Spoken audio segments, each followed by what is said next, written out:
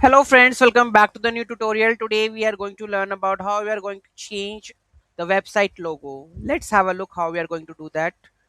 So here you can see, let first of all here log in with the administration. So double click on this image, then upload an image. So I'm gonna upload the logo if it is there. So logo I can use this one,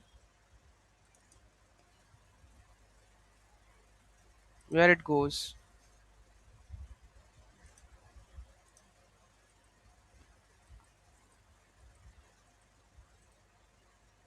Okay, here you can see that the logo is updated. Now I'm gonna save these changes and just refresh it. So here you can see that the logo is visible, right? So this is how you can update your logo with the help of this. Any doubt, any query, do let me know in the comment section. Thank you so much for watching this video, and don't forget to like, share and comment on my video. Have a nice day.